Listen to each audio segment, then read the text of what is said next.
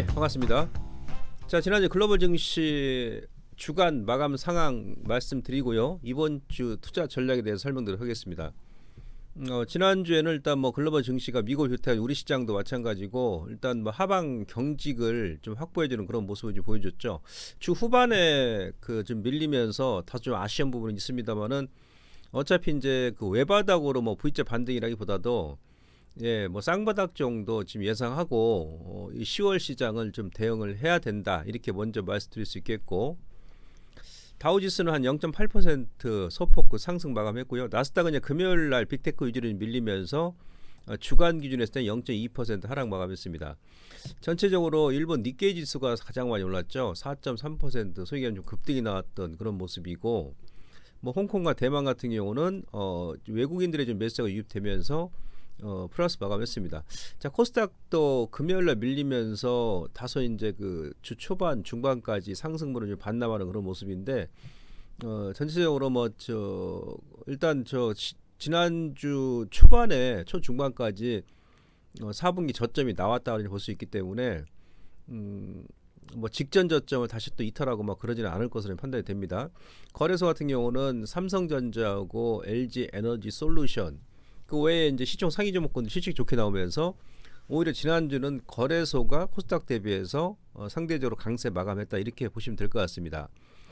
옵션 만기라고 이제 미국의 그 CPI 소비자 물가지수 그 이벤트가 가장 컸었는데 큰 이벤트였는데 전반적으로 일단 무난하게 해소가 됐다 이렇게 볼 수 있겠고 아울러서 이제 그 옵션 만기일 전후해 가지고 외인들의 선물 매수세가 예상보다 많이 안 들어왔습니다만은 그동안 이제 외인들의 그 선물 매도세가 이제 좀 많이 풀려주는 그런 모습이 좀 긍정적이었다 이렇게 볼 수 있겠고요. 시장이 발목을 잡았던 국채 금리, 환율 같은 경우는 이스라엘 전쟁 때문에 주말에 좀 반등이 나왔습니다만은 일단 그 주초 대비해서는 좀 주춤하는 그런 모습이었고. 중동 그 전쟁 리스크 확대로 주말에 이제 국제유가 특히 이제 서부 텍사스 중진유가 5% 급등이 나왔죠. 그래서 미국 시장 같은 경우도 빅테크보다는 지난주 같은 경우는 뭐 엑슨 모빌이라든지 뭐 대본 에너지 유가 관련 종목들이 강했습니다. 그리고 전쟁 관련 종목군들 로키드 마틴이라든지 이런 무기 관련 종목군들이 강했습니다. 그래서 지난주에는 중동 전쟁을 좀 많이 의식하는 그런 모습이었다 이렇게 볼 수 있겠고 긍정적인 것은 이제 연준 위원들이 그러다 보니까는 지금 톤 다운을 많이 하고 있습니다. 그래서 시장 달래기를 하고 있고 지금 비둘기파적인 매파 성향이 강한 연준 위원들도 비둘기파적인 발언을 많이 하고 있기 때문에 시장은 다시 한번 그 10월 저점이었던 10월 10일인가요? 그 저점을 뭐 이탈을 안 할 것으로 판단이 됩니다. 국내에서 이제 2차 전지하고 이제 반도체, HBM 관련 종목들이 반등이 나왔는데, 장 마감하고 나서 에코프로 BM 실적 발표했지 않습니까? 그래서 작년 대비해서 영업이익이 이제 대폭 많이 감소를 했는데, 좀 개인적으로 좀 미리 좀 선 반영된 게 아닌가 이렇게 좀 판단이 됩니다.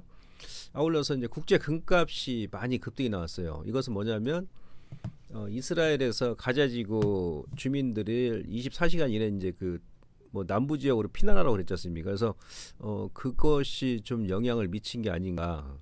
그래서 국제 금값이 급등이 나왔다는 얘기는 적어도 시장은 좀 안전자산 쪽으로 지금 돈이 좀 해기하고 있다 그런 모습인데 금값 같은 경우는 보시면은 그 주말에 뭐 3% 급등이 나면서 V자로 지금 올라오고 있죠. 이렇게 보시면 그래서 이제 뭐 나스닥 같은 경우는 이제 음봉으로 이제 22서가 이탈했습니다만은 여기서 외바닥으로 뭐 V자로 전고점까지 치고 간다라고 우리가 생각도 안 했습니다. 그래서 저점 좀 다지기를 할 것이고 금값이 그 이 추세 지금 저항권에 왔거든요. 그래서 저는 뭐 2,000달러, 그러니까 온스당 2,000달러까지 반등은 나올 수 있겠습니다만은 뭐 이스라엘 또 지금 뭐 전쟁 가지고 뭐 전고점까지 뭐 치고 가고 뭐 그런 모습은 안 나오지 않겠나 그렇게 좀 판단이 되면서 일단 금값이 만약 2,000달러 돌파한다 그러면은 조금 더 조정이 나올 수 있는데 안전자산 선호 심리가 좀 강해지면서 2,000달러 초반에서 이번 주 주춤한다 그러면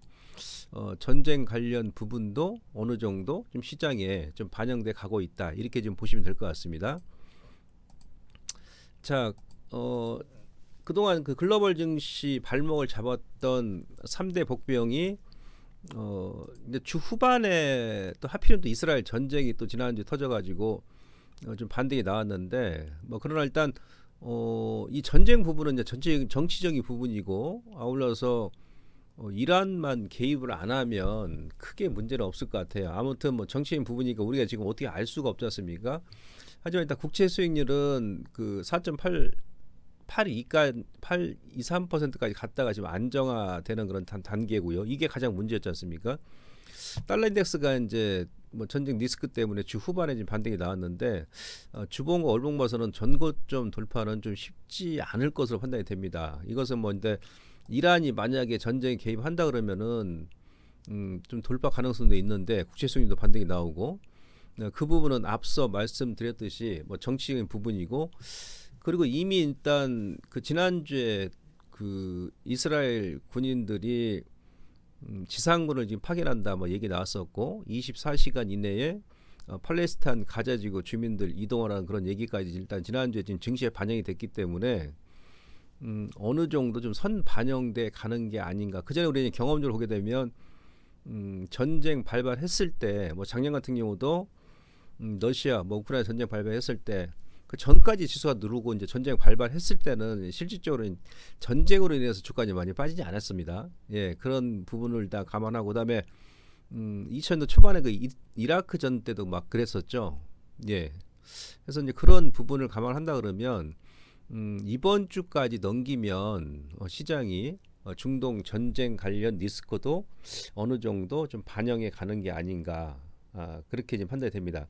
유가 같은 경우도 금요일 날 주말에 한 5% 급등이 나왔습니다만은 전고점까지 가려면 좀 더 자리가 남았죠. 그리고 이제 장기 추세 저항이었기 때문에 이 부분은 제가 여러분들께 여러 차례 이제 공개 방송에서 말드렸습니다.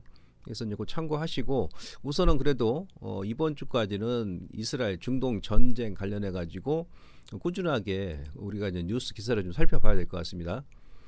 일단 이제 기술적으로는 미국의 10년물 국채 수익률 같은 경우도 이것도 이제 우리가 예상했듯이 제가 여러 번 보여드렸는데 여기가 이제 장기 저항 구간이라 그랬죠. 저항 구간. 그러니까 90년도 초반부터 이어져 오는 장기 저항 구간이고 2007년도에도 국채 수익 금리가 여기서 이제 급등이 나왔다. 2008년도거든요. 여기서 바로 이제 꺾였던 그런 자리거든요. 교묘하게 그 자리에서 좀 조정이 나오는 그런 구간이었기 때문에 뭐 전쟁도 지금 뭐 지난주 초반부터 일단 발생했고 해서 이 구간 돌파는 좀 힘들지 않겠나. 그러니까 국채 수익이 좀 안정이 되면 전 개인적으로 한 4.5 정도 지금 생각하고 있거든요. 예, 그 정도까지 내려와 준다 그러면 그때는 외인들이 선물과 현물 동시에 매수할 가능성이 높기 때문에 그 부분을 좀 체크하시고 아무튼 좀 장기 저항이어서 이번 주가 이제 좀 큰 변곡점이 되지 않겠나. 이번 주까지 꺾인다 그러면 돌파는 쉽지 않을 것으로 판단이 됩니다. 아울러서 제가 유로존 같은 경우도 같이 보여드렸죠. 예, 미국뿐만이 아니고 유로존 같은 경우도 거의 이제 2000년도 초반부터 1999년도 고점, 여기 고점, 그리고 25년 장기 고점입니다. 딱 지난주하고 지지난주 여기서 얻어맞는 그런 모습인데 그 유로존의 10년물 국채 수익률도 장기 지금 노고 차트로 봤을 때는 이 구간을 단기간에 뭐 돌파하기 힘듭니다. 예, 그래서 미국과 유로존 통합, 이건 유로존 통합입니다. 통합 10년물 국채 수익률 차트가 25년, 뭐 30년 장기 저항 구간이어서 추가적으로 좀 하향 안정화되지 않겠나 이렇게 좀 판단이 될 수 있겠고요. 그리고 이제 그 지난주까지 제가 이제 지표 변화를 여러분들께 이제 보고 드리는 겁니다. 코스피 시가총액 로고 핵심 보시면 정확하게 2,400이 이 하단이 그러니까 작년 9월 달 9월 말하고 10월 지금 이맘때입니다. 코스피가 10월 12일 날 저점이 나왔었는데 예, 그 저점을 찍고 터닝 여기 저항 걸리고 그 다음에 올 1월 초에 이제 다시 한번 조정이 나왔습니다만은 이 라인을 안 깼죠. 그래서 이번에도 이 라인을 지금 이탈 안 하고 반등이 또 이제 코스피 같은 경우는 좀 제법 좀 들어왔었기 때문에 요 라인을 다시 한번 뭐 이탈하고 뭐 그러지는 않을 것으로 판단이 됩니다. 그러니까 2,400이 1차 진바닥은 확인한 구간이다 이렇게 보시면 될 것 같고요. 자, 코스닥도 요거는 이제 시가총액 로고 핵심입니다. 그러니까 지수도 지금 마찬가지예요. 지수로 보면 약간 이게 이탈한 상태에서 이탈했다 지금 이렇게 살렸던 그런 모양인데 지난주 기로 했을 때 코스닥 이제 시가총액 로고 핵심 추세도도 보시면 이 레인지 안에까지 들어왔다가 바로 여기서 살렸지 않습니까? 그죠? 예, 그래서 뭐 코스닥도 코스피처럼 시가총액 로고 핵심 추세들을 보게 되면 일단 뭐 지난주 초 중반에 좀 4분기 저점을 하긴 한 게 아니냐. 기술적으로는 이번 주까지 쌍바닥을 그려 나가는 그런 그 변동성이 남아 있습니다. 아시겠죠? 예, 그거 감안하시고 일단 바닥은 진바닥을 확인했다 이렇게 이해하시면 될 것 같습니다. 자, 이제 수급적으로 보시면요, 그 신용융자도 지난주 말까지 동향인데 이런 지표가 지금 그러니까 예를 들어서 뭐 학일적으로 딱 이렇게 맞아 간다 그러면 제가 이제 경험적으로 봤을 때는 예를 들어서 뭐 지수하고 뭐 시가총액이라든지 그러니까 시가총액은 저점까지 왔는데 지수는 아직 뭐 이 저점 라인까지 안 왔다. 그리고 지수하고 시가총액이 이 추세 하단 저점까지 왔는데 가령 뭐 신용 같은 경우가 저점까지 안 오고 그래서 뭐 이 정도까지 와 있다 그러면 추가적인 하락이 나올 수 있겠죠. 신용 물량이 털리면서.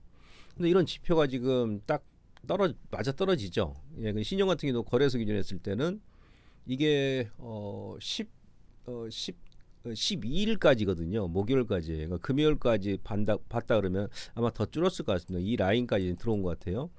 신용도 이 추세가 있습니다. 올 1월 달부터 이 추세에서 이어지면서 요 라인까지 들어왔다는 얘기죠. 그래서 거래소는 9월 8일 날 고점 대비해서 신용이 거의 한 8천억 가까이 줄었고요. 코스닥 같은 경우도 이 마디, 이 레인지까지 들어왔죠. 여기 외모 공백존이죠. 그러니까 지금 코스닥 같은 경우가 지난주 그 중반부터 금요일까지 상당히 변동성이 심했지 않습니까? 거래소 대비해 가지고 그것 때문에 그렇습니다. 예, 신용뿐만이 아니고 이거는 신용만인데 스탁는 물량까지 감안한다 그러면 더 큰 매물이 악성 매물이 나왔다는 얘기예요. 그래서 이제 변동성이 컸었다 이렇게 보시면 되고 코스닥 같은 경우는 9월 8일 날 9월 7일 8일부터 여기서 이제 신용이 이제 급락이 나왔는데요.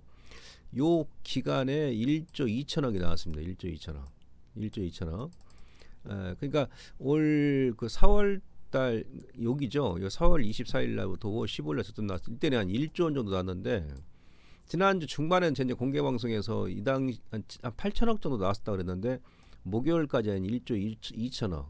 그러니까 4월달, 5월달 중간에 조정 나왔던 그 구간보다도 신용이 이번에 더 많이 나왔습니다. 거래소하고 포함하게 되면 2조 원 정도 나왔거든요. 2조 원 정도. 예, 그러면 제가 이제 경험적으로 보게 되면 양 시장 다 신용이 2조 원 정도 나왔다 그러면 예, 얼추 어느 정도 저점이 나오더라. 예, 이렇게 이제 보시면 됩니다. 그래서 지금 뭐 시가총액 그리고 뭐 지수, 신용 고기예탁금, 기타 등등 시간 관계상 다른 지표는 이제 보여드리지 않습니다만은 수급적으로 보더라도 일단은 지난주 초중반에 일단 저점을 4분기 확인했다 이렇게 이해를 하시면 될 것 같고요. 다우 글로벌 지수는 제가 이제 여러 차례 보여드렸지 않습니까? 공개 방송에서도 예, 정확하게 작년 10월달 저점과 이 추세 지선, 그러니까 1년 만에 그 저점까지 밀었다가 터닝이 나오는 그런 모습이고, 그 다음에 MSCI 한국 ETF 로고 핵심 추세들을 보시면 이 지표도 마찬가지입니다. 작년 9월달, 10월달 여기서 뚝 떨어졌지 않습니까? 예, 뚝 떨어지고 나서 여기서 저점 주고 그동안은 이제 이 중간 추세선에서 계속 이렇게 이어왔습니다. 이런 식으로. 예. 근데 지난 그 8월 중순에 한번 이탈하고 나서 돌파를 못하니까 다시 여기서 역행자로 꺾여버린 거죠. 이런 식으로. 예, 역행자로 떨어지는 자리면서 작년 10월부터 이어오는 장기 추세 지지 맥점에서 터닝이 나온 겁니다.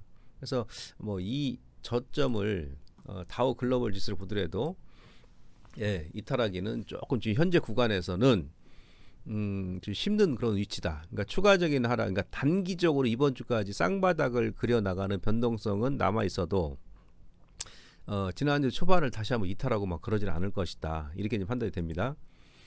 자, 그러면 지금 이 시장이 가장 중요한 것은 이제 뭐 기관 쪽은 그 이번에 이제 코스닥 밀 때 기관 쪽에 금융 투자들이 좀 많이 매수를 했습니다만은 일단 뭐 단기적인 대응만 많이 하지 않습니까? 기관들도 거래소는 거의 뭐 매수를 안 했었고요. 예, 결국 이제 외인들이 선물과 현물, 그러니까 선물은 더 이제 매도를 안 할 것 같습니다. 오히려 지금 선물 같은 경우는 아직도 이제 매수 여력이 많이 남아 있고, 그럼 언제 외인들이 현물 매수까지 들어올 것이냐, 이게 이제 관건이죠. 결국 이제 외인들이 매수가 들어와줘야 시장이 뭐 외바닥이든 쌍바닥이든 아니면 뭐 쓰리바닥이든 완전히 찍고 이제 터닝 나오거든요. 그 앞서도 제가 말씀드렸던 요 그림을 보시면 요건 이제 제가 지금 추정을 해보는 겁니다. 코스피 지수가 언제 이제 급락이 나왔냐면 이때가 이제 만기 때죠. 9월 만기 때 외인들이 이틀 동안 선물 매수가 한 4만 개 넘게 들어오면서 지수를 이틀 동안 V자로 그냥 급등시켰습니다. 예. 그때는 이제 여러분들 보시면 왼쪽 그림 보시면 10년물 국채 수익률 보시면 그 만기 전후 때는 8월 고점을 돌파를 안 했어요. 그 밑에 약간 낮게 지금 있었습니다. 국채 수익률이. 근데 만기 지나고 나서 미국의 10년물 국채 수익률이 18일인가요? 예, 18일 날하고 여기 20날 요때 8월 고점을 살짝 이제 돌파를 하다 보니까 거기서 외인들이 의식하고 오히려 이제 선물 매수하고 나서 바로 또 선물 매도로 전환된 겁니다. 이런 식으로. 그러니까 이제 이 그림을 보시면 전형적으로 외인들 입장에서는 미국의 10년물 국채 수익률에 상당히 민감하게 움직인다. 이번에도 마찬가지죠. 예상했던 국채 수익률 여기서 고점이 나오니까 거기서 지수가 저점이 나온 거 아니겠습니까? 그죠? 예, 그러면서 이제 10월 20날인가 21일날 여기서 이제 급락을 시켜버렸어요. 국채 수익률 여기서 고점을 완전 돌파하면서. 그래서 이 그림을 토대로 봤을 때는 앞서도 말씀드렸습니다만은 시장의 메이저 세력인 외인들은 미국의 10년물 국채 수익률이 먼저 안정이 돼야 선 현물 매수가 들어온다는 그런 결론을 우리가 얻을 수 있겠죠. 그죠? 자, 그러면 일단 국채 수익률이 이제 어느 정도냐? 제가 봐서는 이제 4.5 정도. 예, 4.5 정도. 이제 국채 수익률이 지금 안정화되긴 했는데 고점을 찍고 안정화되긴 했는데 아직은 그래도 8월 고점 위에서 있잖아요. 8월달 고점 같은 경우는 8월달 시장 조정 나올 때는 그때는 종합지수가 2,480이었나요? 그때는 국채 수익률이 4.35였잖아요. 예, 안정은 됐는데 그래도 8월 고점보다는 높은 구간에 있지 않습니까? 4.6에. 적어도 4.5 정도까지 민다 그러면 제가 보건대는 최소한 이제 전고점 돌파는 힘들다는 얘기예요. 그래서 제가 아까 여러분들께 먼저 미국의 10년물 국채 수익률 장기 로고 차트를 보여드린 거죠. 요거 그죠? 예, 요거 돌파는 힘들죠. 30년 저항 구간이니까. 그래서 이제 단기로 봤을 때는 일단 국채 수익률이 고점이 나왔는데 이게 이제 4.5까지 어느 정도 빨리 안정화 되는지 뭐 중요한 거 4.5. 4.5까지 민다 그러면 다시 이제 반등은 나온다 하더라도 전고점 돌파는 힘들다는 얘기죠. 그러면은 이제 지수가 저점 이제 쌍바닥 정도 우리가 예상하는 거죠. 그래서 4.5 정도 미만으로 낮아질 때 그때 외인들이 선 현물 매수가 양매수가 들어올 가능성이 높기 때문에 일단 이 부분을 체크하시고 그 전까지 4.5까지 바로 안 밀린다 그러면 지수 어떻게 됐습니까? 다시 한번 눌러주는 모습이 나오겠죠. 그래서 제가 아까 이제 쌍바닥 정도 예상한 겁니다. 이런 패턴을 여러분들께서 염두에 두시고 일단 10월 달에 4분기 저점은 2,400에서 하긴 했는데 국채 수익률이 지금 완벽하게 4.5 이하로 안 밀었기 때문에 이번 주나 뭐 다음 주 초중반까지 좀 더 그 변동수 남아 있다 이렇게 여러분들께서 생각하시고 대응하시면 될 것 같고요. 그리고 이제 거래 회전율 같은 경우 보시면 거래 회전율 지금 연중 저점이죠. 그러니까 거래 회전율이 안 증가를 이게 막 증가를 해야 됩니다. 이런 식으로 증가를 해야 이 빨간색 선 이제 지수입니다. 코스피 지수고 검은색 선이 거래 회전율인데 자, 거래 회전율이 이제 연중 바닥이죠. 올 1월달 수준까지 낮아졌습니다. 이 회전율도 그러니까 더 빠질 자리는 없는데 지수가 이렇게 이제 추가적인 반등이 또 나오려면 이 거래 회전율이 이렇게 돌아가야 됩니다. 그러니까 무슨 뭐 막말로 뭐 개별 테마라도 일단 나와야 지금 주도주하고 주도 업종이 없잖아요. 주도 테마도 없고 그 산무장세죠. 산무장세. 그래서 일단 거래 회전율을 봐서는 저점은 나왔는데 거래 회전율이 아직은 늘지 않고 있기 때문에 종목별로 이제 뭐 이슈가 있는 종목군들만 움직이고 전반적으로는 좀 제한적이다. 이렇게 보시면 될 것 같습니다. 자, 그리고 일단 지금 이제 작년에 여러분들께 참고하시라 제가 보여드리는 겁니다. 작년에 종합지수가 2,500에서 2,130, 400포인트를 다이렉트로 빼버렸어요. 근데 1차 저점이 언제 나왔냐면 코스피 기준으로 했을 때 9월 30날 나왔습니다. 9월 30날. 올해는 언제 나왔습니까? 10월 10일 날 나왔죠. 10월 10일 날. 작년에 보시면 제가 여기서 이제 쌍바닥 말씀드렸던 것이 작년 같은 경우도 9월 30일 날 지수가 저점 나오고 나서 단기 반등 주고 다시 한번 재차 눌러지는, 여기서 변동 상당히 심했습니다. 한 2주 정도. 예? 예, 한 2주 정도. 이제 거래일수 따지면 8거래일이죠. 그러니까 1차 9월 30일 날 저점 나오고 나서 2주 정도. 그러니까 10월 12일 날이에요, 이 날이. 예, 10월 12일. 지금 이맘때죠. 이맘때인데 올해는 작년보다 한 열흘 정도 지수가 늦게 이제 빠진 거죠. 그러면 뭐 이런 패턴이다 그러면 이번 주까지는 기본적으로 주가가 좀 쌍바닥을 그려 나가는 이때처럼 그런 모습이 나오지 않겠냐는 겁니다. 그래서 작년에 이 패턴을 여러분들께서 염두에 두시고 이후에 이제 누른다 그러면 이제 매수 관점인데, 요게 또 하필이면 작년 같은 경우는 요때는 이제 그 뭐 중동 뭐 전쟁이라든지 다른 그 돌발적 변수는 없었어요.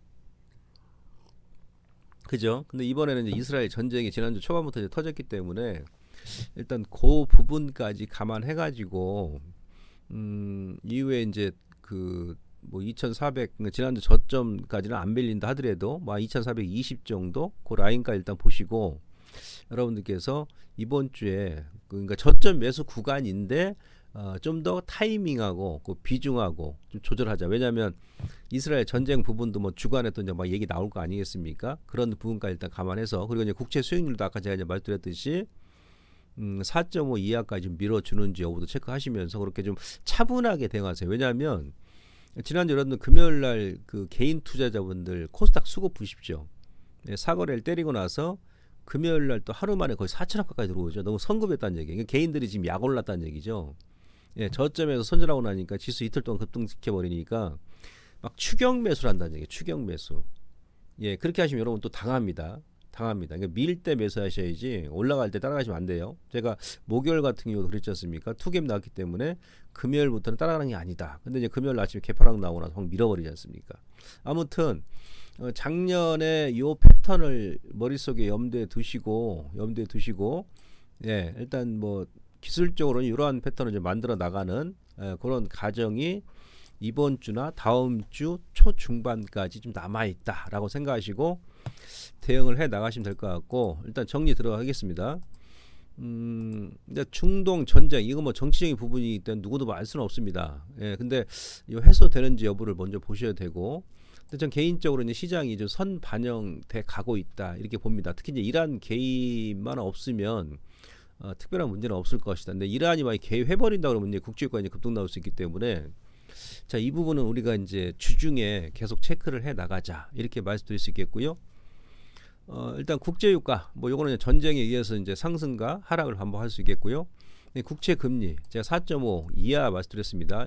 여기까지 많이 민다 그러면 외인들이 선현물 동시다발적으로 매수가 들어올 수 있다 이렇게 보시면 될 것 같고, 그러니까 4.5 이하까지 안 밀린다 그러면 여러분들께서 타이밍을 더 늦추는 겁니다. 매수 타이밍을 아시겠죠?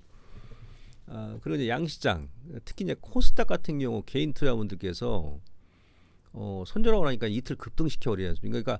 그러니까 앞서도 말씀드렸습니다만은 지금 너무 급하게 지금 하는 것 같아요.